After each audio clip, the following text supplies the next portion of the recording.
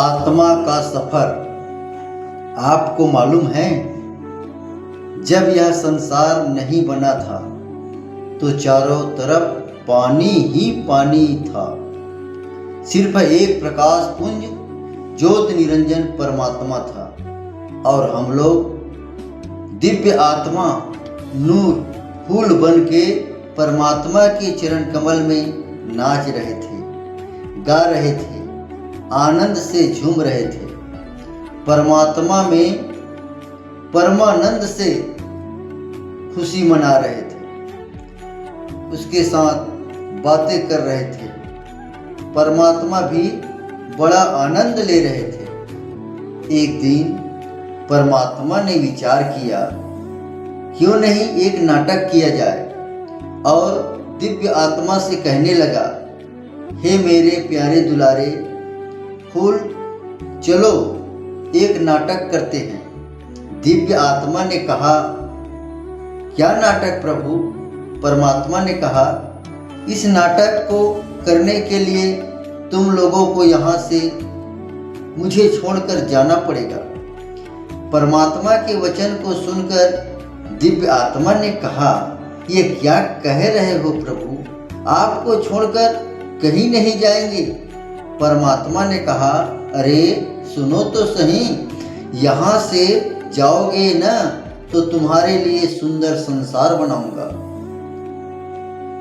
सूरज चांद सितारे, पहाड़ पर्वत वादियां, सरिता सरोवर, बाग बगीचा, फूल फुलवारी, वहां दिन रात सभी प्रकार के सुख मिलेगा। तुम लोग वहां जाओगे, तुम्हारे पति पत्नी माता पिता बाल बच्चे घर द्वार होंगे। तुम लोग सुंदर जिंदगी जीते हुए संसार का सुख भोग करोगे, अच्छे से अच्छे सत्कर्म करोगे, परमात्मा की भक्ति भाव भजन करते हुए मेरे पास फिर वापस आ जाओगे। परमात्मा के वचन को सुनकर कई दिव्य आत्मा नूर फूल खुश हो गए। ये तो अच्छी बात है, सुंदर संसार में जाएंगे, हमारे माता पिता पति पत्नी बाल गोपाल घर द्वार होंगे, संसार के सुख का भोग करेंगे, फिर परमात्मा के पास वापस आ जाएंगे। लेकिन कई दिव्य आत्मा मना कर दिए, नहीं प्रभु, हम आपके चरण कमल को छोड़कर कहीं नहीं जाएंगे, इससे ज्यादा सुख और कहीं नहीं मिलेगा। कई दिव्य आत्मा तैयार नहीं हुए और कई दिव्य आत्मा संसार में आने के लिए तैयार हो गए। फिर परमात्मा ने पोशाक बना दिया। देवी देवता, मानव, किन्नर, गंधर्व, पशु पक्षी, कीट पतंगे, पेड़ पौधा, 84 प्रकार के योनि बनाकर संसार में भेज दिया।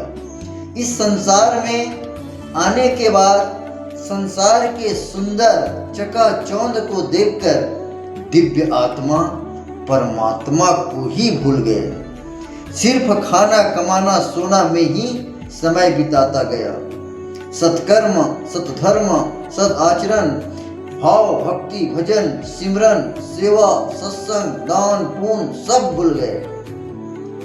इसी के कारण मनुष्य जन्म मरण नाना प्रकार के दुख तकलीफ परेशानी जीव को कष्ट हो रहा है। परमात्मा के पास आने का नाम ही नहीं लेता। हाहाकार, भ्रष्टाचार, अत्याचारी, काम क्रोध लोभ मोह अहंकार, जलन खोरी, छल कपट, चारी चुगली के आग में जल रहे हैं जीव। परमात्मा ने दिव्य आत्मा के कष्ट को देखकर विचार किया, अरे ये जीव आत्मा यहीं सड़ते रहेंगे। इसलिए परमात्मा ने जीव आत्मा को जगाने के लिए, चेताने के लिए, ज्ञान देने के लिए सद्गुरु को प्रकट किया। परमात्मा ने अपनी पूरी शक्ति तेज प्रभाव नूर को किसी योग्य मनुष्य के शरीर में प्रवेश करा दिया और इस कलिकाल के धरती में भेज दिया, जिससे हम लोग सद्गुरु कहते हैं, जो कि आज मानव जीव आत्मा को जीव कल्याण के लिए ज्ञान बता रहा है, परमात्मा से मिलाप करा रहे हैं। परमात्मा आत्मा के बिना नहीं रह सकता। आत्मा और परमात्मा एक दूसरे के पूरक पति पत्नी हैं। जो जीव सद्गुरु के बताए अनुसार हुक्म रास्ता पर चले हैं, वह हमेशा हमेशा के लिए सतलोक और लोक परमात्मा के घर चला गया। इस कलिकाल में सद्गुरु के बिना भव सागर पार करना असंभव है। बाबा गोस्वामी तुलसीदास जी लिखते हैं, गुरु बिना भव निधि तरे न कोई, सो विरंची शंकर सम होई। जय सद्गुरुदेव।